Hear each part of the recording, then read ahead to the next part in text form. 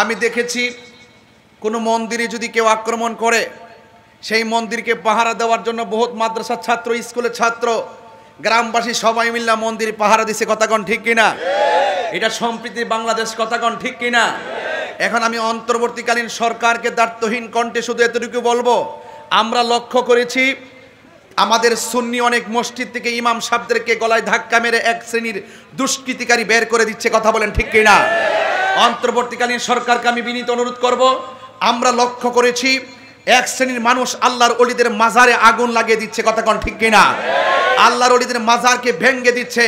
আমি অন্তর্বর্তীকালীন সরকারকে এবং বৈষম্য বিরোধী ছাত্র আন্দোলনের যত সমন্বয়ের কাছে আমরা মন্দিরে যেমন পাহারা দিব, আমরা মাজারও পাহারা দিব, আমরা মসজিদও পাহারা দিব। কথা বলেন ঠিক কিনা?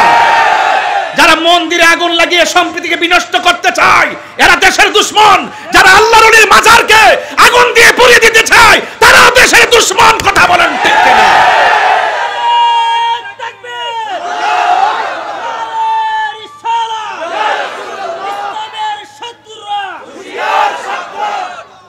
মাজার থাকবে মাজারের জায়গায়, এটাই সম্প্রীতির বাংলাদেশ।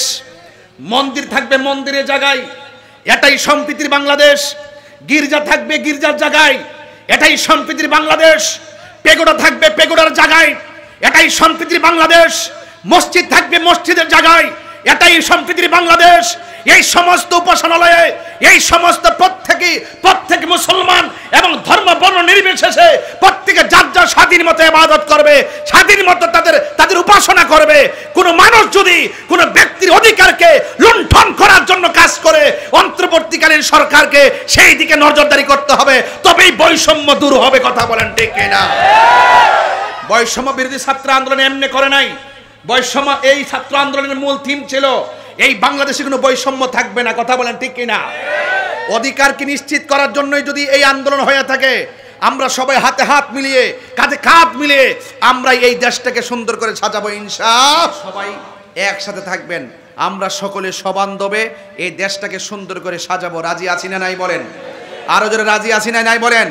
কারা কারা রাজি আছেন দুই হাত তুলে স্লোগান দিয়ে বলতে ইনশাআল্লাহ কে আছে রাজি?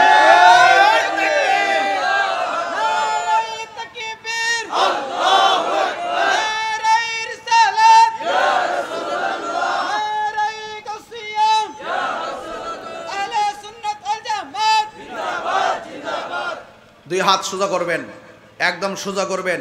আমরা দেশে শান্তি চাই কি চাই না? শান্তি চাই কি চাই না? আমরা ধর্ম নিয়ে কথা বলি, ধর্মের পাহারা দিয়ে কথা বলি। কথা বলেন ঠিক না বেঠিক? আমরা কোনো রাজনৈতিক দল বুঝি না, আমরা বুঝি হক কথা। সত্য যেখানে আমরা সেখানে উলামায়ে কেরামদেরকে বলবো, উলামায়ে কেরামগণ ঐক্যবদ্ধ হওয়ার এখনই উপযুক্ত সময়। কথা বলেন ঠিক না? উলামায়ে কেরামরা যদি ঐক্যবদ্ধ হয়ে যায় এই দেশে দুর্নীতি চলবে না। কথা বলেন ঠিক না বেঠিক? এই দেশে সন্ত্রাসী চলবে না। উলামায়ে কেরাম ঐক্যবদ্ধ থাকলে এই দেশে মাদক ইয়াবা দুর্নীতিবাজ থাকবে না। কথা বলেন ঠিক না বলেন? এই জন্য আমি পরিষ্কারভাবে বলতে চাই, আমি আগেও ছিলাম যেভাবে, এখন আছি সেইভাবে। আপনারা জানেন আমি বাংলাদেশের কোনো রাজনৈতিক দলের সদস্য পদও ছিলাম না। আমি সাদাকে সাদা বলতাম, কালোকে কালো বলতাম। কথা কোন ঠিক না বেঠিক? আমি হক কথা বলতে কাউকে ভয় পেয়ে কথা বলি না।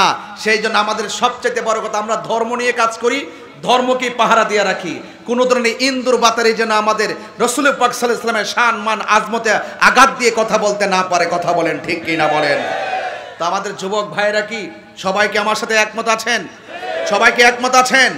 আমি একটা স্লোগান দিব, দুই হাত তুলে আওয়াজ আকাশ বাতাস মুখরিত করে আওয়াজ তুলতে হবে। নারায়ে তাকবীর, আল্লাহু আকবার, নারায়ে রিসালাত, ইয়া রাসূলুল্লাহ, আহলুস সুন্নাত ওয়াল জামাত জিন্দাবাদ জিন্দাবাদ, কোরআন সুন্নাহর আলো ঘরে ঘরে আলো, মিলাদ কিয়ামের আলো ঘরে ঘরে আলো, মিলাদ কিয়ামের আলো ঘরে ঘরে আলো, নারায়ে তাকবীর, আল্লাহু আকবার। সকলে বলেন আলহামদুলিল্লাহ। আপনারা জানেন ইন্টারিম গভর্নমেন্ট, অন্তর্বর্তীকালীন সরকার দায়িত্ব নিয়েছে, ঠিক কি না? আমি দেখেছি কোনো মন্দিরে যদি কেউ আক্রমণ করে সেই মন্দিরকে পাহারা দেওয়ার জন্য বহুত মাদ্রাসার ছাত্র, স্কুলের ছাত্র, গ্রামবাসী সবাই মিলে মন্দির পাহারা দিছে। কথাগণ ঠিক কিনা? এটা সম্প্রীতির বাংলাদেশ। কথাগণ ঠিক কিনা? এখন আমি অন্তর্বর্তীকালীন সরকারকে দায়িত্বহীন কণ্ঠে শুধু এতটুকু বলবো, আমরা লক্ষ্য করেছি আমাদের সুন্নি অনেক মসজিদ থেকে ইমাম সাহেবদেরকে গলায় ধাক্কা মেরে এক শ্রেণীর দুষ্কৃতিকারী বের করে দিচ্ছে। কথা বলেন ঠিক কিনা? অন্তর্বর্তীকালীন সরকারকে আমি বিনীত অনুরোধ করব, আমরা লক্ষ্য করেছি এক শ্রেণীর মানুষ আল্লাহর ওলিদের মাজারে আগুন লাগিয়ে দিচ্ছে। কথা কোন ঠিক কিনা? আল্লাহর ওলিদের মাজারকে ভেঙে দিচ্ছে। আমি অন্তর্বর্তীকালীন সরকারকে এবং বৈষম্য বিরোধী ছাত্র আন্দোলনের যত সমন্বয়ের কাছে আমরা মন্দির যেমন পাহারা দিব, আমরা মাজারও পাহারা দিব, আমরা মসজিদও পাহারা দিব। কথা বলেন ঠিক কিনা? যারা মন্দিরে আগুন লাগিয়ে সম্প্রীতিকে বিনষ্ট করতে চায় এরা দেশের দুশমন। যারা আল্লাহর ওলির মাজারকে আগুন দিয়ে পুড়িয়ে দিতে চায় তারা দেশের দুশমন। কথা বলেন ঠিক কিনা?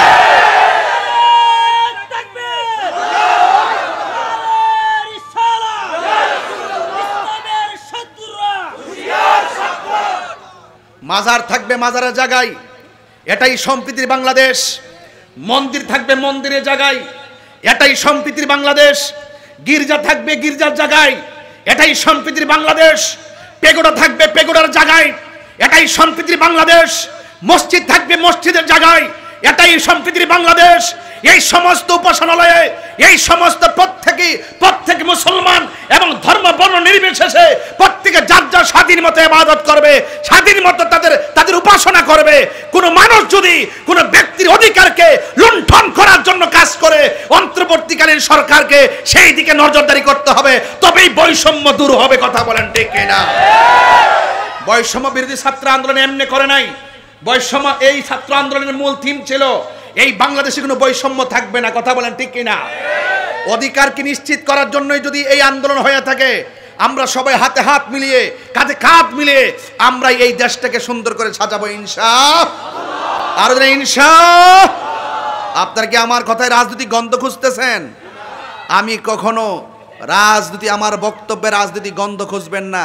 কথা বলেন ঠিক না বেটি? আমি আবারও বলি, আমি বাংলাদেশের তথাকথিত কোনো রাজনৈতিক দলের সদস্য পদও ছিলাম না। হ্যাঁ, আমরা কাছে যারা দোয়া চাইছে দোয়া করছি, আমরা কাছে আইসা যারা দোয়া চাইছে দোয়া করছি। আমরার পাশে বহুত রাজনীতিবিদরা বসে বসে আলোচনা শুনেছেন। আপনি আসলে আপনিও আমাদের আলোচনা শুনবেন। আপনি দোয়া চাইলে আপনিও আমি একবার বলেছি, মন চাইলে আপনারা 50,000 বছর কেন 100 বছর পর্যন্ত কেউ ক্ষমতায় থাকুক না থাকুক, এটার ব্যাপারে আমাদের কোনো সময় আমরা কখনো কোনো কর্ণপাত করি নাই। আমরা যখন দেখব কোথাও দুর্নীতি হচ্ছে, আমরা যখন দেখব কোথাও সম্প্রীতি বিনষ্ট হচ্ছে, আমরা যখন দেখব কেউ অধিকারকে লুণ্ঠন করছে, আমরা তখন সকলে মিলে মিশে এই তরুণ যোদ্ধারা তাদের বিরুদ্ধে রুখে দাঁড়াবো। কথা বলেন ঠিক কিনা? আমার পোলা পান্ডি কি আসো মাঠে? আসো, সবাই হাত তুলে বলো একসাথে কি লড়তে পারবেন ইনশাআল্লাহ? আল্লাহ আপনাদের সকলকে হায়াত দারাজ করুক। আর জোরে বলেন আমিন। আর জোরে বলেন আমিন। খবরদার, আমি দেখতেছি এখন আমাদের একটা গুরুত্বপূর্ণ বিষয়, ইন্টারিম গভর্নমেন্ট কাছে আমার একটা অনুরোধ থাকবে, তাড়াতাড়ি পুলিশ প্রশাসনকে নিয়ে আসেন। পুলিশের মধ্যে সবাই কিন্তু খারাপ না, পুলিশের মধ্যে সবাই কিন্তু খারাপ না। যারা খারাপ তারা খারাপ। আমার কথা হলো, পুলিশের দ্বারা কেউ যদি হত্যার শিকার হয় এটাও আমি পছন্দ করি না।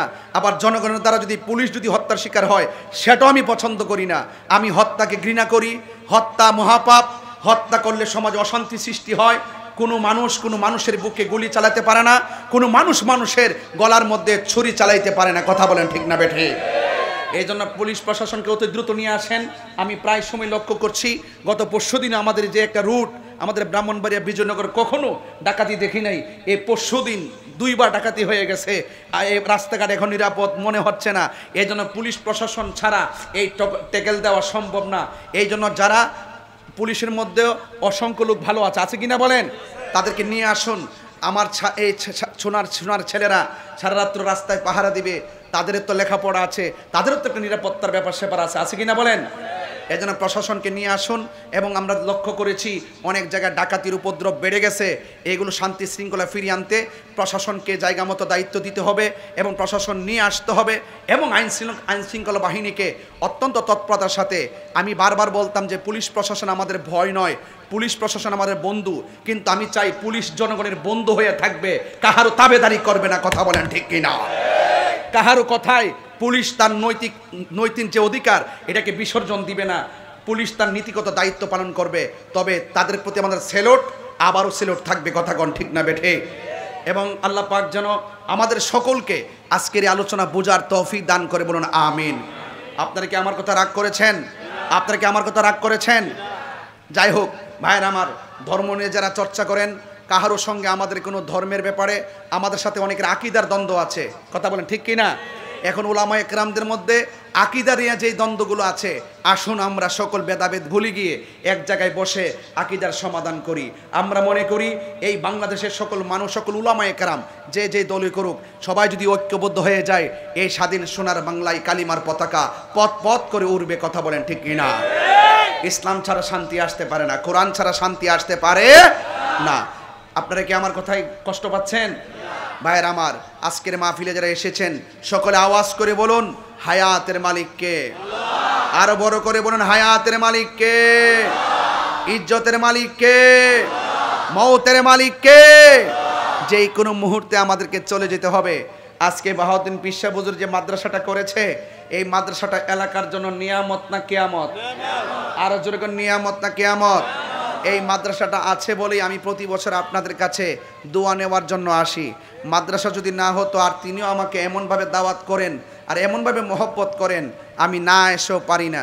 এই জন্য আপনাদের সকলের কাছে অনুরোধ করব, আপনারা সবাই এই মাদ্রাসাটার প্রতি খেয়াল রাখবেন। ছাত্র দিবেন, ছাত্র, সন্তান থাকলে সন্তান দিবেন, নাতি থাকলে নাতি দিবেন, ভাই থাকলে ভাই দিবেন।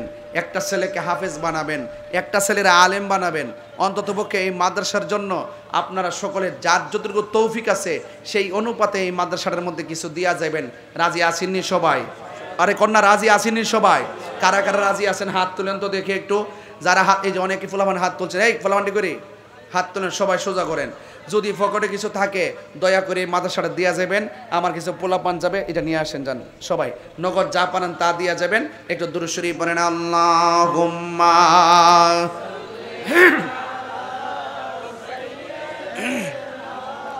মাওলানা মুহাম্মদ ওয়া আলা আলি সাইয়্যিদিনা।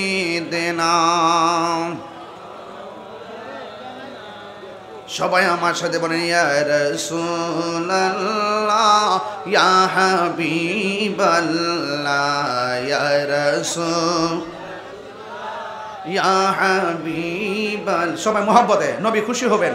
ইয়া রাসূলুল্লাহ